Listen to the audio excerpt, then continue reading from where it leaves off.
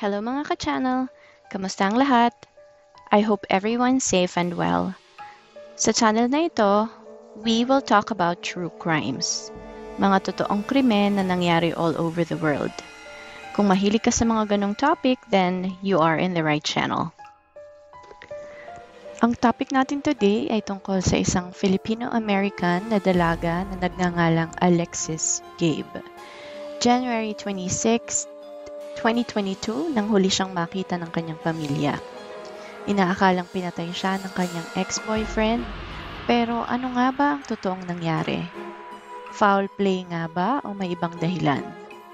Hanggang sa ngayon ay hindi pa rin malinaw kung ano nga ba ang naganap ng gabi ng January 26, 2022, kaya samahan niyo akong isa-isahin kung ano nga ba ang totoong nangyari simula ng unang araw na siya ay nawala hanggang sa kasalukuyan. January 27, 2022. Austin Gabe got up to get ready for school. Wednesday noon, normal na araw, only a few days were left of that week for school. Nagsimula ng mag-ayos si Austin for school at nagsimula na siyang maghintay sa ate niya na si Alexis para ihatid siya sa school. Daily routine nila ito kaya alam ni Austin na any moment ay aalis na sila ng ate niya. Naghintay si Austin pero hindi lumabas si Alexis ng kwarto niya.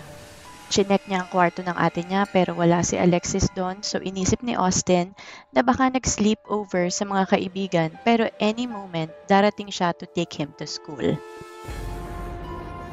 Alexis would never leave Austin hanging. Alexis is always reliable. Naghintay pa rin si Austin pero nang ma-realize niya na malilate na siya, tinext na niya ang kanyang kuya na si Gwen Jr. Pero sumagot ito at sinabing hindi niya alam kung nasaan si Alexis. Nagsimula nang mag-alala si Austin kaya sinabi na niya sa mga magulang niya na hindi umuwi ng gabing yon ang kanyang ate. Nagsimulang magtawag ang kanyang mga magulang from friends, kamag-anak, kakilala, pero walang makapagsabi kung nasaan si Alexis. Everyone had the same exact question sa isip nila. Nasaan si Alexis? Samahan niyo ako para alamin kung anong nga ba ang nangyari kay Alexis Gabe ng araw na iyon. Hindi na nakauwi si Alexis sa bahay nila simula noong January 26, 2022. Ayon sa mga nagmamahal kay Alexis, she is creative, articulate, a joker, at napaka-vibrant ng personality niya.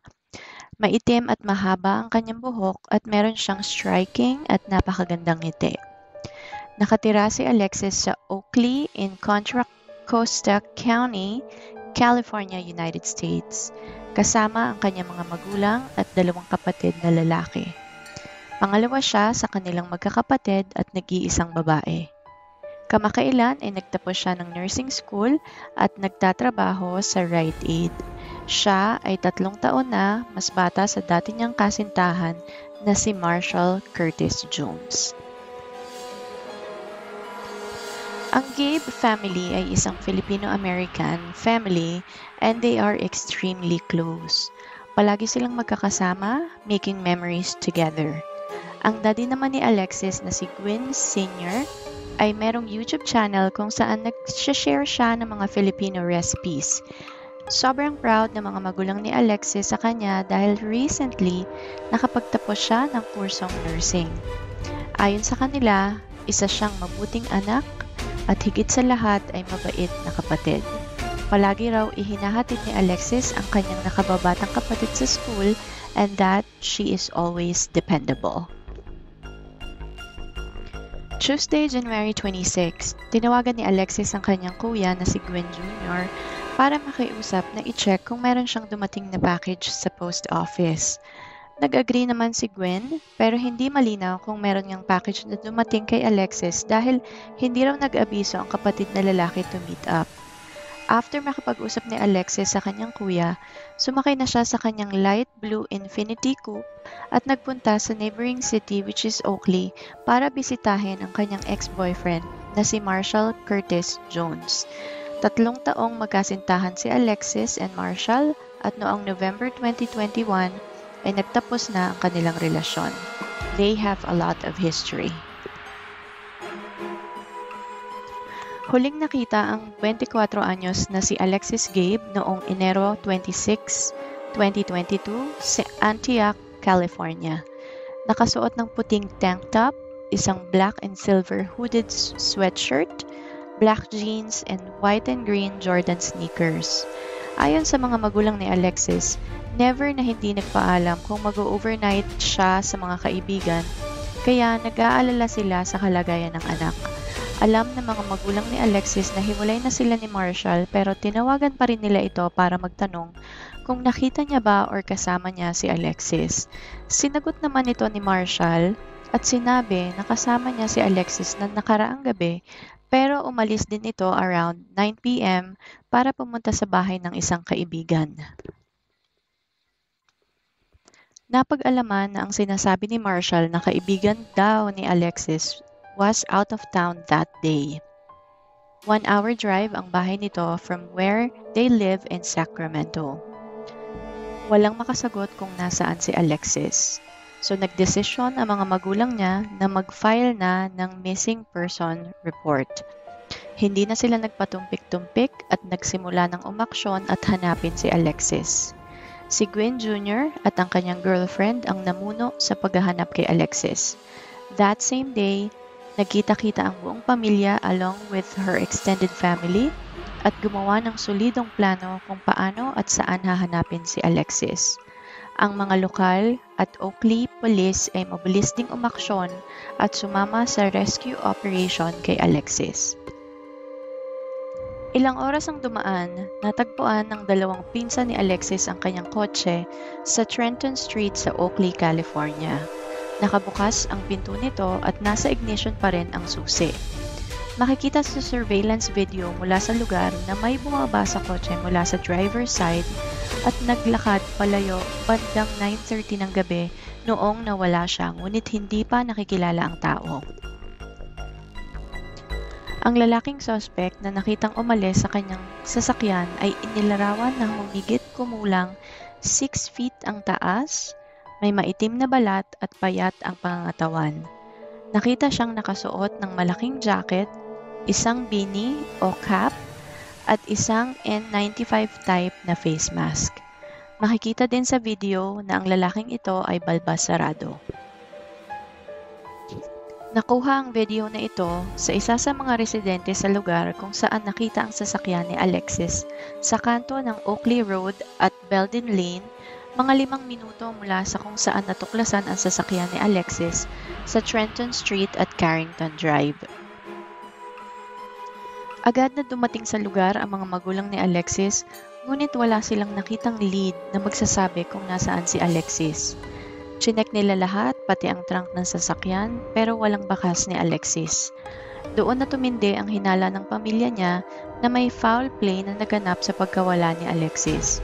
But at least, ang pagkakahanap ng sasakyan ni Alexis ang nagbigay sa otoridad ng starting point. Nang makita ng pamilya ang CCTV footage, isang tao lang ang pumasok sa isip nila. Walang iba kundi si Marshall Curtis Jones, ang ex-boyfriend ng kanilang dalaga. Agad na sumulong ang mga pulisya sa bahay ni Marshall upang humingi ng pahayag, ngunit parang ayaw nitong makipag-usap o maging involved man lang sa investigasyon. Sa kabila ng pagiging mailap ni Marshall, kailangan nilang magpatuloy sa paghahanap. Sa tulong ng napakaraming pulis at daang-daang tao na gustong mag-volunteer at ng Class Kids Organization, hinalughog nila ang humigit kumulang 200 hektarya ng Contra Costa County. 20 times nilang nilibot ang lugar, ngunit wala talagang lead kung nasaan si Alexis. At some point between January and May 2022, nahanap ang basag na cellphone ni Alexis malapit sa isang masukal na lugar kung saan natagpuan ang kanyang sasakyan. Tinest ang cellphone niya for DNA, and during this whole time, again, sa halip na tumulong sa search and rescue operations, minabuti ni Marshall na umalis ng California at lumipat sa state ng Washington. Natapos ang DNA testing sa cellphone ni Alexa at nakumpirma na may fingerprint ito ni Marshall. During the initial search, chinek ng pulis lahat ng posibleng puntahan ni Alexis at ang una sa listahan of course ay ang bahay ni Marshall. Noong unang beses, wala silang masyadong nakitang ebidensya. Wala silang masyadong nakuha or nakita, ngunit nung pangalawang beses noong May 12, 2022, marami silang mga boxes na inilabas ng bahay.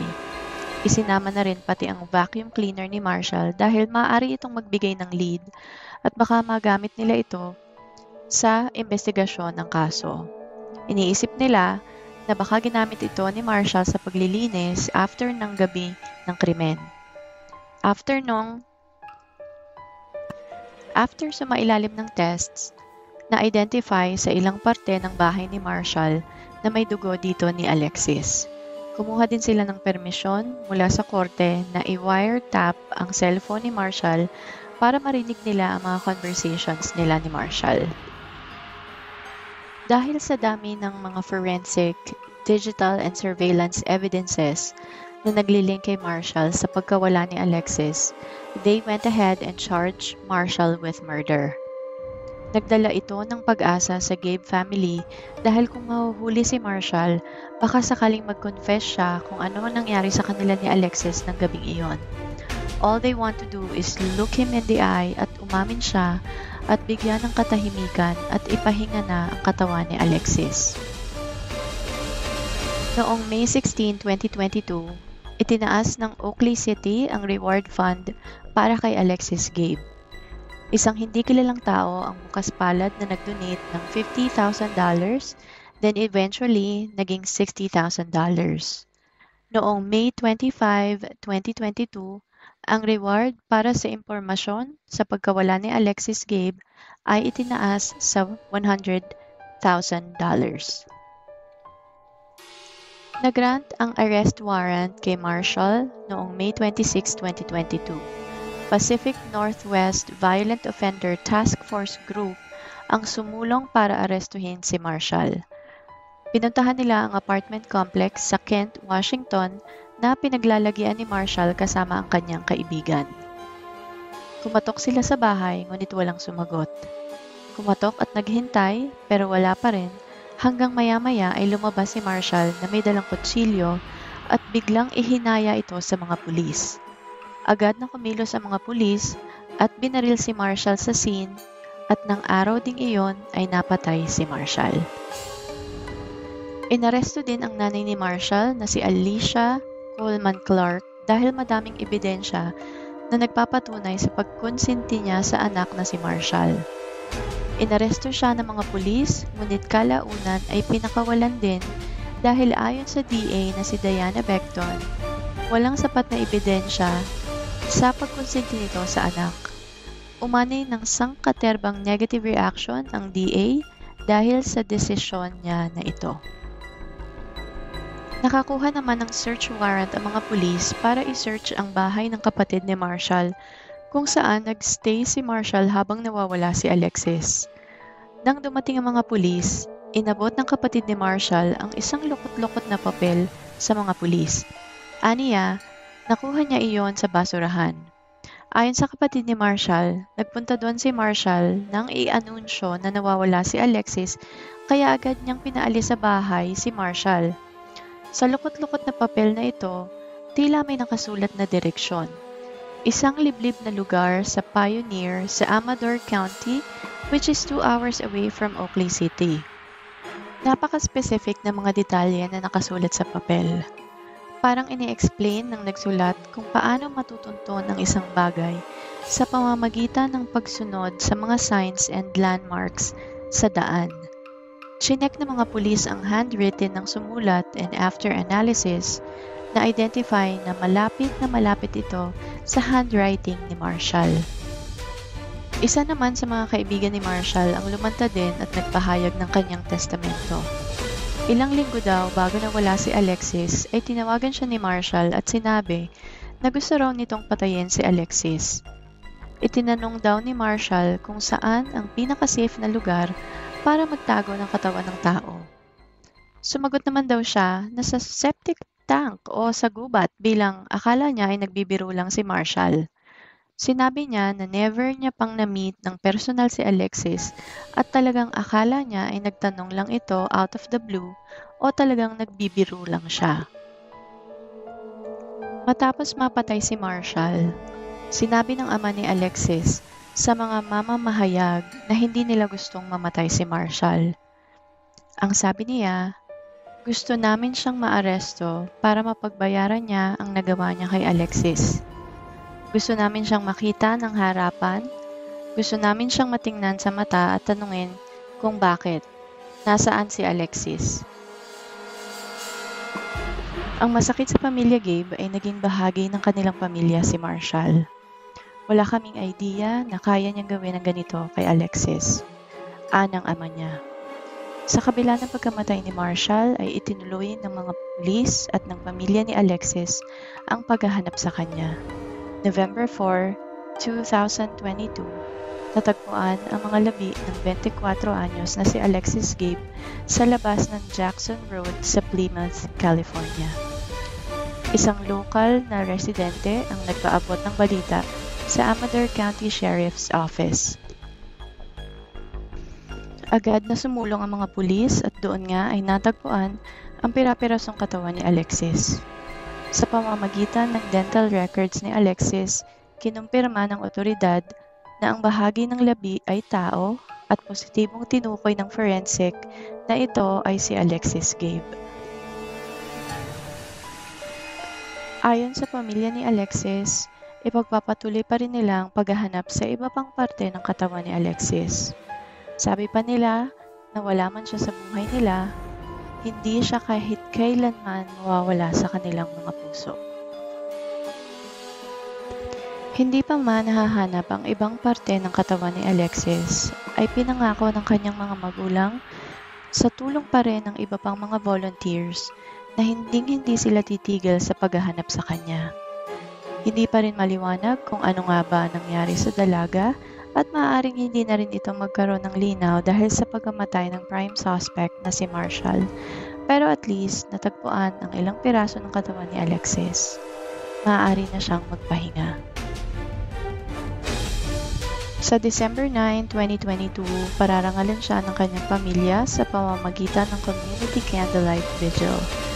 Sa Enero 28, 2023 naman, pararangalan siya ng kanyang pamilya sa isang selebrasyon ng buhay kasama ang 250 people na imbitado sa selebrasyon. May your soul rest in peace, Alexis Gabe.